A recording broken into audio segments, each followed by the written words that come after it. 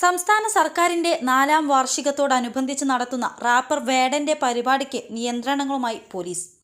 Idukki Vazhathope vocational higher secondary school മൈതാനത്ത് നടക്കുന്ന എൻ്റെ കേരളം പ്രദർശനത്തിന്റെ ഭാഗമായുള്ള കലാപരിപാടിയിലാണ് ഇന്നു രാത്രി 7:30 വേടൻ പാടുന്നത്. പരമാവധി 8000 പേർക്ക് മാത്രമാണ് സംഗീത നിശയിലേക്ക് പ്രവേശനം. സ്ഥലപരിമിതി മൂലമാണ് തീരുമാനം. കൂടുതൽ പേർ എത്തുന്ന സാഹചര്യമുണ്ടായാൽ നിയന്ത്രണങ്ങൾ കടുപ്പിക്കുമെന്ന് പോലീസ് അറിയിച്ചു. കൂടുതൽ പേർ എത്തിയാൽ വേദിയിലേക്കുള്ള റോഡുകൾ ബ്ലോക്ക് ചെയ്യും. അനിയന്ത്രിതമായ സാഹചര്യമുണ്ടായാൽ പരിപാടി റദ്ദാക്കുമെന്നും പോലീസ് അറിയിച്ചു. പരിപാടിക്ക് വൻ സുരക്ഷാ സന്നാഹവും ഏർപ്പെടുത്തിയിട്ടുണ്ട്. 200-ലധികം പോലീസുകാരെയാണ് സ്ഥലത്തെ വിന്യസിച്ചിരിക്കുന്നത്. വിവാദങ്ങളിൽ പെട്ടതോടെ സർക്കാർ പരിപാടിയിൽ നിന്ന് ഒഴിവാക്കിയ റാപ്പർ വേടന് ഒടുവിൽ സർക്കാർ തന്നെ വേദിയൊരുക്കുകയായിരുന്നു. CPM-ഉം CPI-യും പിന്തുണ പ്രഖ്യാപിച്ചതിന് പിന്നാലെയാണ് ഇടുക്കിയിൽ പരിപാടി അവതരിപ്പിക്കാൻ വേടനെ ക്ഷണിച്ചത്.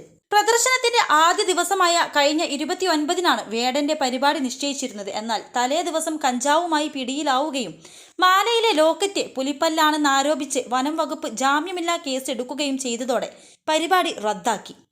എന്നാൽ കേസിൽ വേടനെ വനം വകുപ്പ് വേട്ടയാടുകയാണെന്നാരോപിച്ചുണ്ടായ ജനപിന്തുണയും കേസിൽ നിന്ന് വനം വകുപ്പ് പിന്നാക്കം പോയതും പരിപാടിയിലേക്ക് വേടനെ വീണ്ടും ക്ഷണിക്കാൻ കാരണമായി.